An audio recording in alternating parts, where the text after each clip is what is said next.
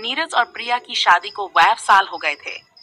उनका रिश्ता शुरुआत से ही गहरे प्यार और समझ से भरा हुआ था, लेकिन समय के साथ वो अपनी अपनी जिम्मेदारियों में उलझते चले गए।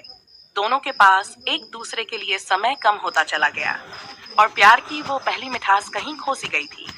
नीरज एक मल्टीनेशनल कंपनी में सीनियर मैनेजर था। उसकी नौकरी में हमेशा तनाव और काम की भरमार रहती थी। प्रिया एक सफल लेखिका थी जिसने कई उपन्यास लिखे थे, लेकिन उसकी दुनिया भी लिखने पढ़ने और साहित्यिक आयोजनों तक सीमित हो गई थी। दोनों के बीच कोई झगड़ा या मनमुटाव नहीं था, लेकिन उनके बीच वो पुरानी बातें और हंसी मजाक कम होते जा रहे थे। अक्सर रात को जब प्रिया सोने के लिए बिस्तर पर आती, तब नीरज अपने लैपटॉप पर किसी प्रेजेंटेशन में डूबा होता, और जब प्रिया सुबह उठती तो नीरज पहले ही ऑफिस के लिए निकल चुका होता। एक दिन प्रिया अपने पुराने फोटो एल्बम देख रही थी। उसने अपनी शादी की तस्वीरें देखी। वो पल जब नीरज उसे पहली बार दुल्हन के रूप में देखकर मुस्कुराया था, या जब दोनों ने एक दूसरे के हाथों में हाथ डालकर सपने देखे थे। उसे अचानक एहसास हुआ कि वो पल कितने दूर हो चुके हैं। उस दिन उसने ठान लिया कि अब और नहीं।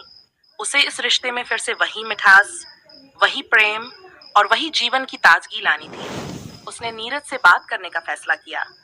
रात को जब नीरज अपने लैपटॉप पर काम कर रहा था, प्रिया उसके पास गई और बड़े प्यार से बोली, नीरज, क्या तुमसे कुछ बात कर सकती हूँ?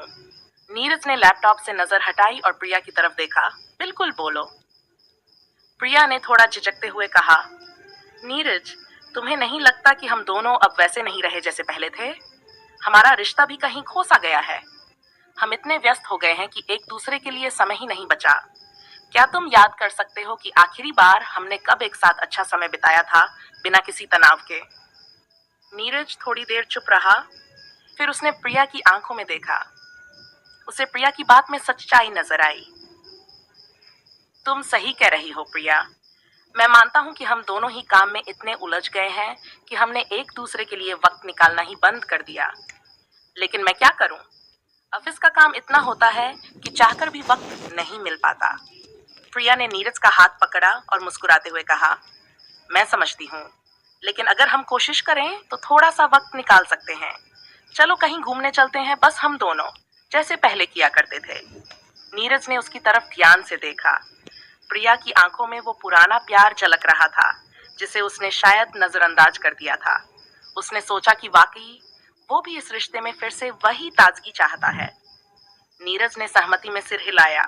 ठीक है प्रिया, चलो हम कुछ दिनों के लिए कहीं दूर चलते हैं, जहां सिर्फ हम दोनों हों। अगले हफ्ते ही दोनों ने एक शांत समुद्री इलाके में छुट्टी बिताने का प्लान बना लिया। वहां के सफेद रेतीले समुद्र तट और नीले आसमान के नीचे प्रिया और नीरज ने खुद को फिर से खोजा। सुबह की ताजा हवाओं में दोनों समुद्र किनारे टहलते थे, हाथों में हाथ डालकर, जैसे पुराने दिनों में करते थे। दिन भर कोई जिम्मेदारी नहीं, बस एक दूसरे के साथ समय बिताना। एक शाम जब दोनों समुद्र किनारे बैठे थे, सूरज डूबने को था और हल्की हल्की लहरें उनके पैरों को छू रही थीं। नीरज ने प्रिया की तरफ देखा और कहा, तुम्हें पता है प्रिया, मैंने ये कभी महसूस नहीं किया कि मैं तुम्हें कितना मिस कर रहा था। हम एक ही घर में रहकर भी कितने दूर हो गए थे, लेकिन यहाँ आकर मुझे एहसास हुआ कि तुम्हारे बिना मेरी जिंदगी अधूरी है। प्रिया ने हल्के से मुस्कुराते हुए कहा, मैं भी यही महसूस कर रही थी नीरज।